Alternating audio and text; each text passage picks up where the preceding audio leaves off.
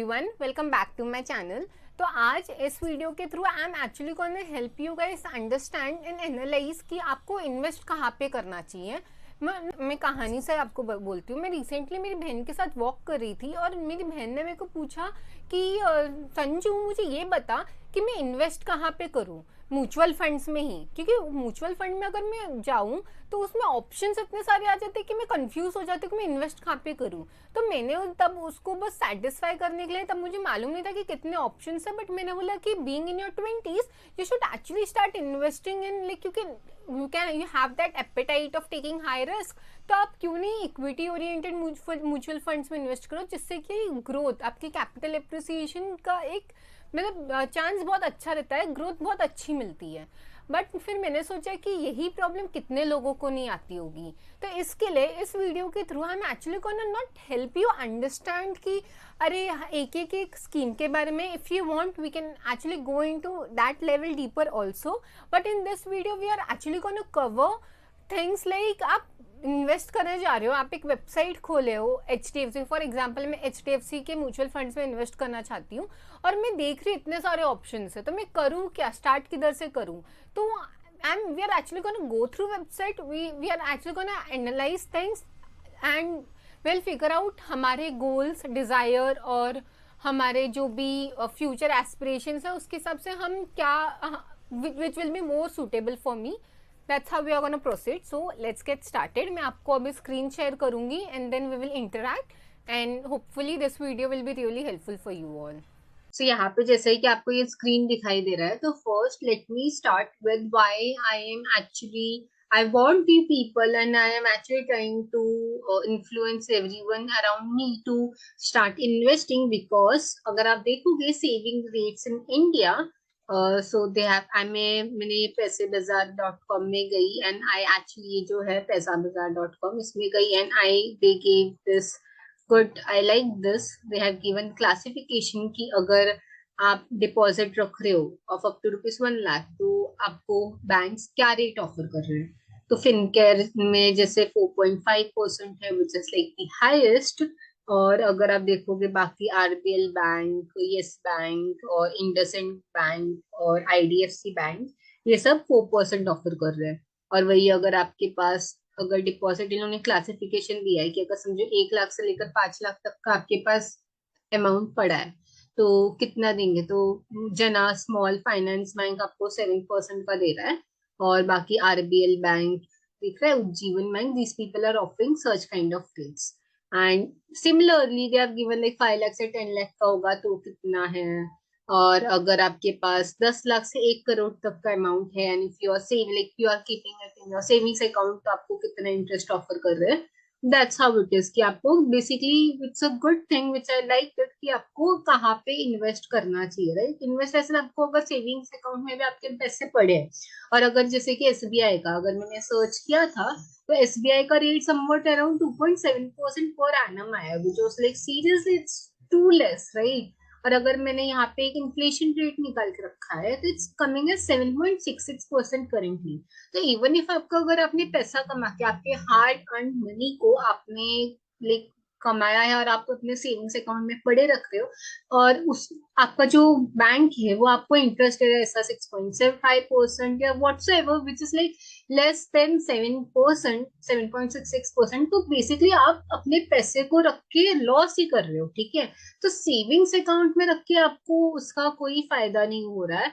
और जो हम सोचने लग जाते हैं कि अरे कोई इंसान इतना आगे बढ़ गया है ना, तो आपको समझना पड़ेगा कि आप ऐसे ही अपने पैसे को सेविंग्स अकाउंट में नहीं रख सकते, बिकॉज आप लॉस में हो। अपने मेहनत की पैसे को आप ऐसे उड़ा दोगे तो। सो नाउ, तो इसके लिए हम अब जाएंगे म्यूचुअल फंड में। अब आपको शायद समझ में आता होगा कि why you shouldn't keep your money okay in savings account, because आप उतना कमा ही नहीं पा रहे हो, ठीक है। इन्फ्लेशन, महंगाई इतनी बढ़ रही है, 7.6% से। और आपका जो सेविंग्स है, मतलब भी तो इन्होंने क्लासिफिकेशन दिया है कि अच्छे बैंक्स ओके ऑफर करे। अगर आप जैसे कि आप एसबीआई में सेव रखते हो, ठीक है, एसबीआई का saving rate in India, let's just see. तो उनके इसमें जैसे they have classified savings accounts को भी, they have different types of savings account. तो अगर समझो बेसिक वाला है तो आपको 2.7% है, जो भी है they are offering only 2.7% per annum, which is like too less, मतलब आप एसबीआई में पैसे रख के गवा रहे हो. It's basically like that. तो obviously you shouldn't keep your money ऐसे ही आपके बैंक अकाउंट में until and unless it is actually fetching you more than 7.66%, और even if 7.66% भी कमा पा रहे हो, इट मीन्स आप एटलीस्ट पार में हो, है ना, मतलब आप अपने पैसे को लॉस में नहीं डाल रहे हो. Now let's come to, I am just starting with HDFC because I have an account in HDFC, so I felt maybe चलो this will be a better thing to explore. और या तो जैसे कि अभी HDFC में चले जाओ, ICICI में चले जाओ, कोई भी आप बैंक में चले जाओ, and they will give you this multiple option. जैसे कि अगर मैं इन्वेस्ट करना चाहूँ, ठीक है, I am going to mutual fund. Why I am saying mutual fund? Because see, if you are investing your money, okay, अगर आपको, जैसे मैं इक्विटी फंड्स की बात करती हूँ, ठीक है, let's go to equity funds. तो they have this many options. तो व्हाई आई एम सेइंग कि आपको म्यूचुअल फंड या किसी चीज में इन्वेस्ट करना चाहिए जहां पे actually there is a more knowledgeable person than you who actually keeps track of the market.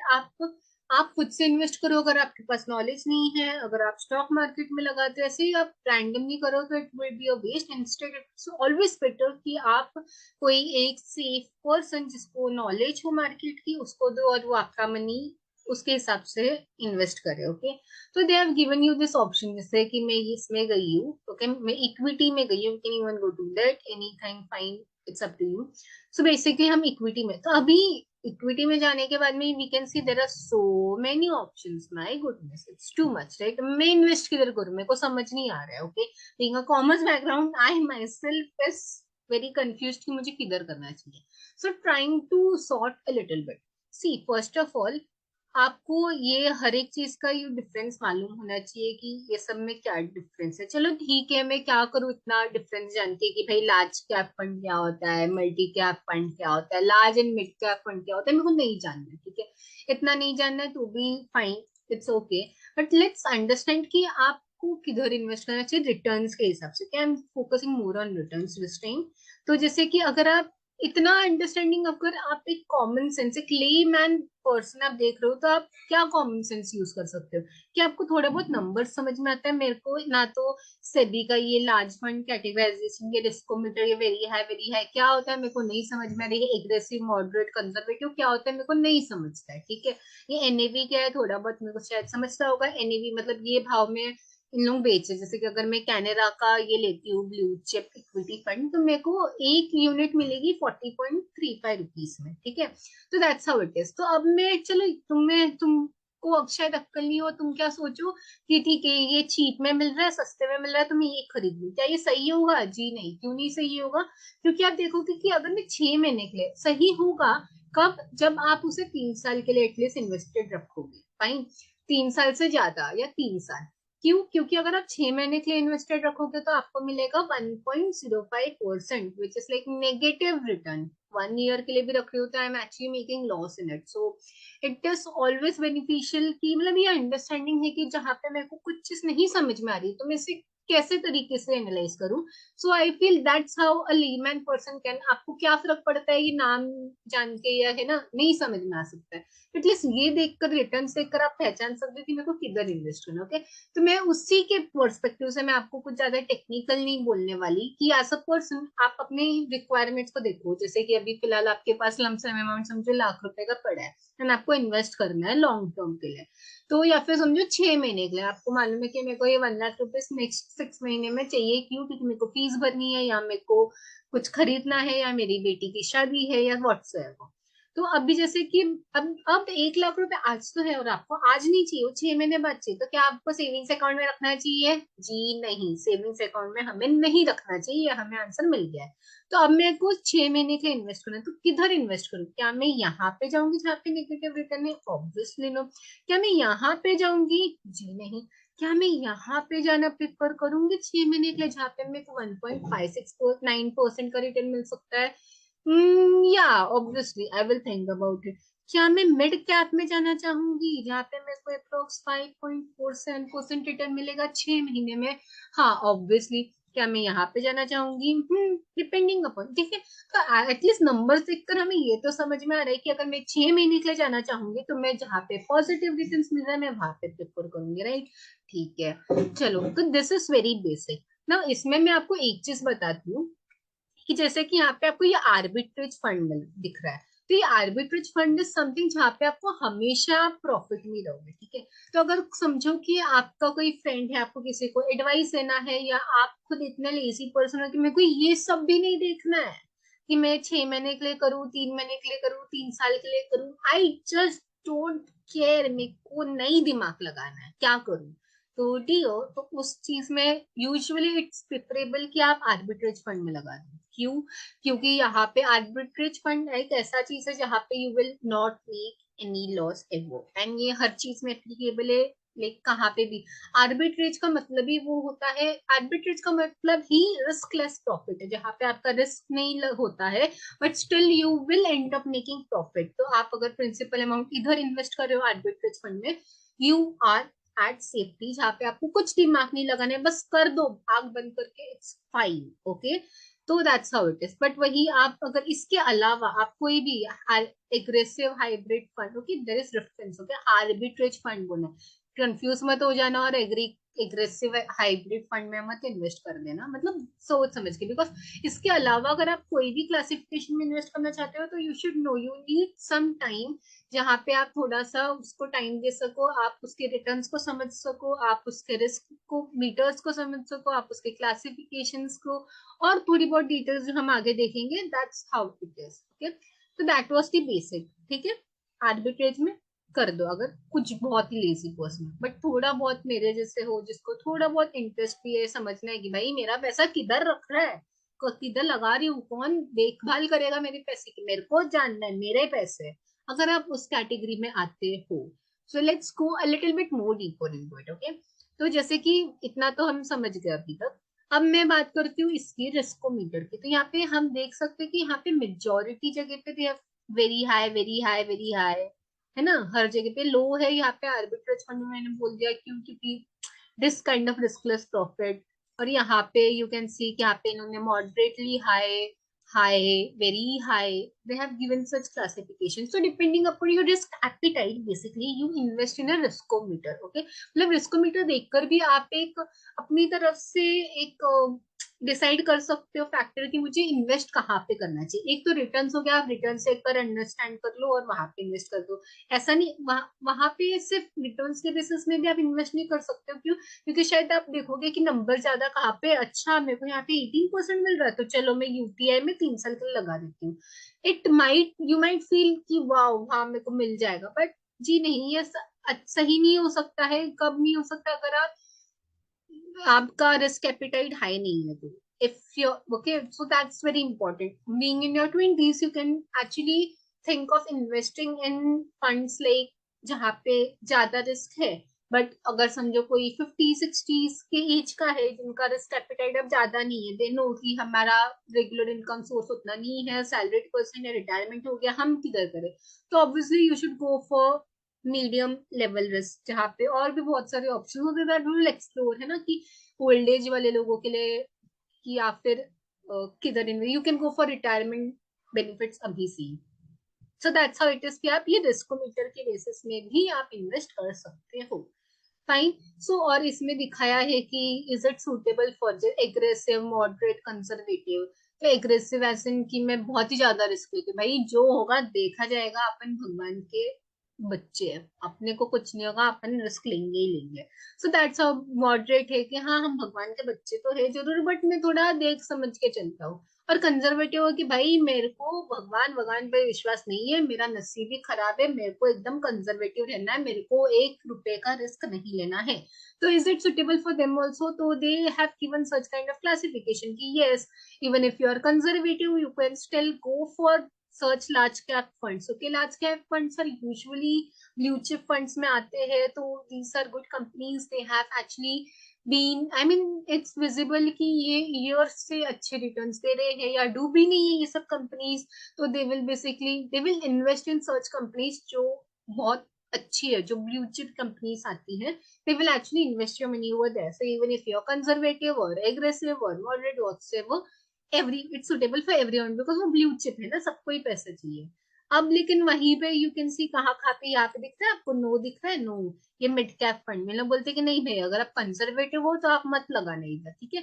तो ये भी एक तरीका है कि आप एनालाइज कर सको कि आप आपके इमोशंस के हिसाब से आप खुद को पहचानते ही होगे कि मैं किस तरीके का हूँ, क्या मैं लगा सकती हूँ पैसे, नहीं भाई मैं डरपोक हूँ, मैं नहीं लगाऊंगी. तो आप एटलीस्ट इतनी अंडरस्टैंडिंग तो आप खुद ही से ही बना सकते हो कि नहीं, इन लोगों ने खुद बोल दिया है जब कि नहीं, ये कंजर्वेटिव वालों के लिए नहीं है, तो आप इधर इन्वेस्ट, ये मिड कैप फंड्स में मत इन्वेस्ट करना, ठीक है. सो दैट्स हाउ यू क्लासीफाई. इससे क्या होता है कि यू कैन एक्चुअली, जैसे एमसीक्यू में क्या होता है कि 4 एमसीक्यू मेरे को चारों ही सही लग रहे हैं या मेरे को कुछ समझ नहीं आ रहा है, तो आप क्या स्टार्ट करते हो कि आप एक एक को हटाना शुरू करते हो, राइट.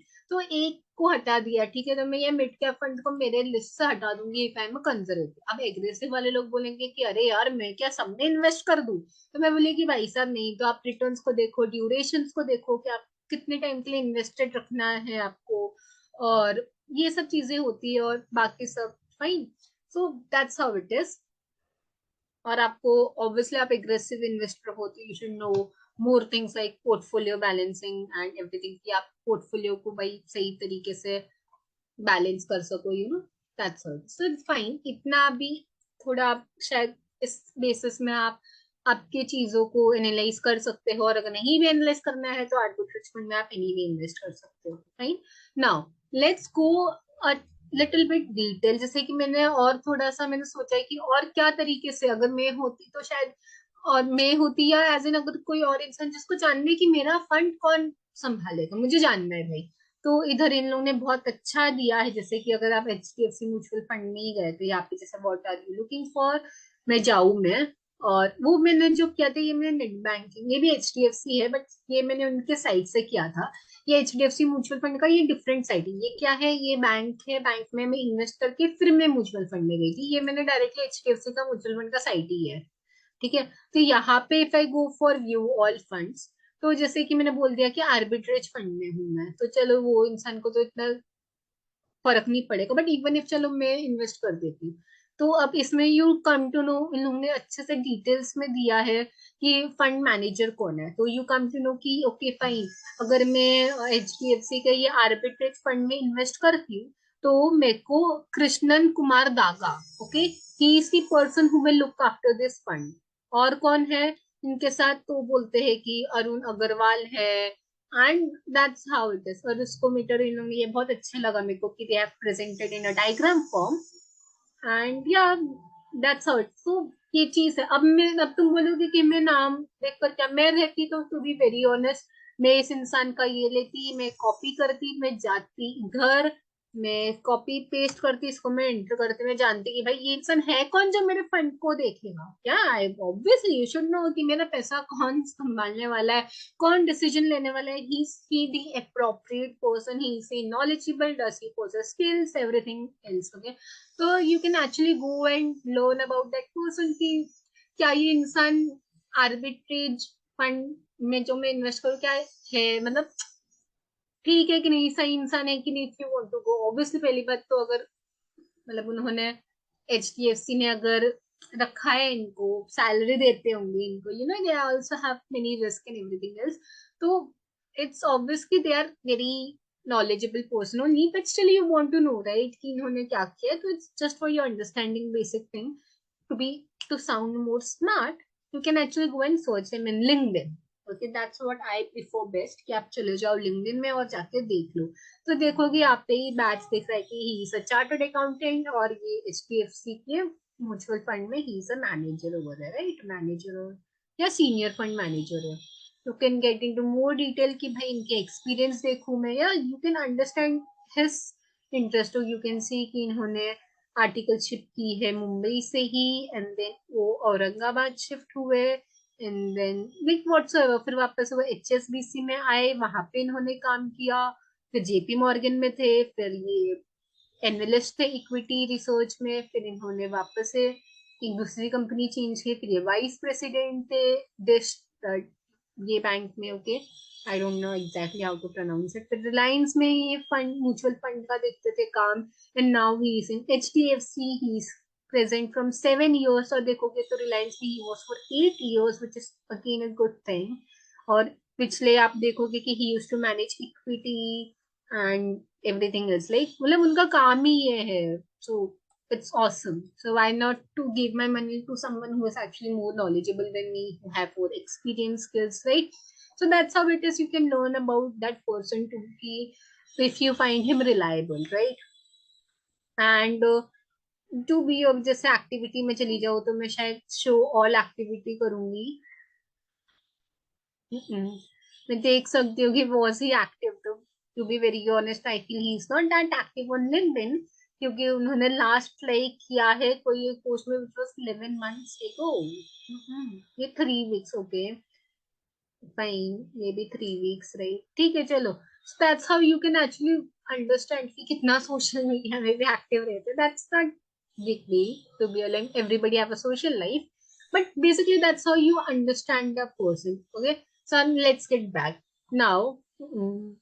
ठीक है, तो ये हो गया। तो if you find him reliable, if you found him कि या he is good, he is been in HDFC since long, and जो भी आपको ठीक लगता है, तो शायद you can just simply go, है ना, ज्यादा इतना क्या दिमाग लगाओगे, मतलब, है ना, कैन सिंपली गो।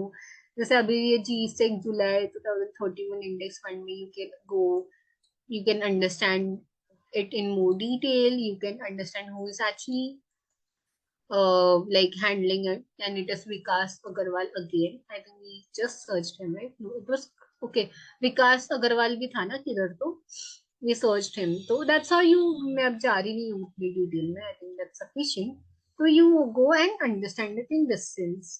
and इसके अलावा, हाँ, और इसमें एक और चीज आती है, जैसे कि बहुत लोग कंफ्यूज हो जाते हैं कि when you actually go to invest, तो वहां पे ऑप्शन आ जाता है कि रेगुलर वाले में आपको इन्वेस्ट करना है कि डायरेक्ट वाले में इन्वेस्ट करना है। तो डायरेक्ट वाला इज ऑलवेज बेटर, क्यों? क्योंकि डायरेक्ट में ये नहीं होता, क्या बोलते हैं, ब्रोकर नहीं होता, मतलब कमीशन तुम्हारे कटेंगे नहीं।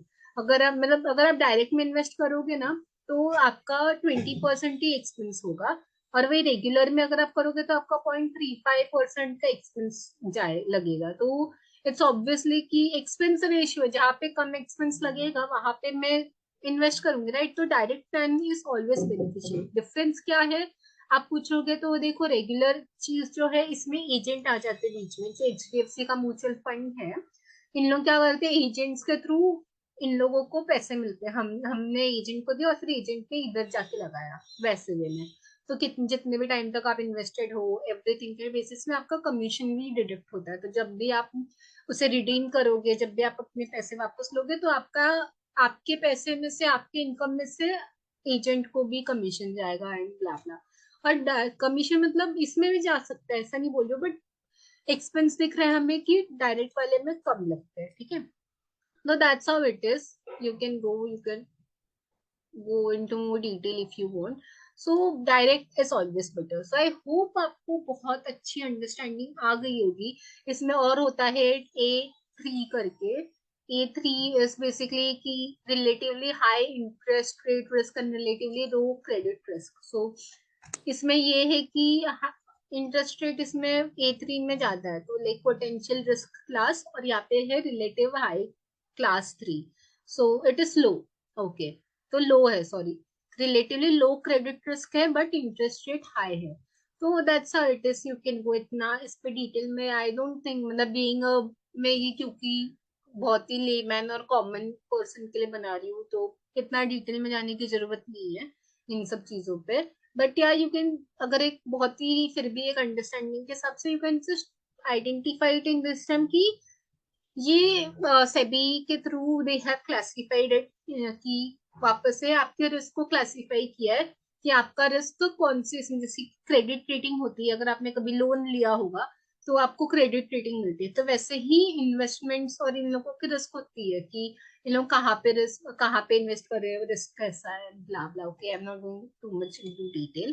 तो दैट्स हाउ इट इज। इतना करके भी आप अपने पैसे को सही तरीके से इन्वेस्ट कर सकते हो, and I hope this was beneficial to you, and आप इससे एटलीस्ट अ बेटर डिसीजन ले पाओगे। In terms of investing in mutual funds at least. और अगर आपको और भी ज्यादा डिटेल में जानना है कि हर एक स्कीम के बारे में मेरे को जानकारी दो और मेरे को हर एक स्कीम को समझना है, तो for that you can obviously comment me down. और अगर आपको कोई भी डाउट हो तो भी आप कमेंट कर सकते हो। और आगे ऐसे ही वीडियोस जान मिलने के लिए, if you want more such videos, please to subscribe to my channel. And yeah, thank you, bye bye.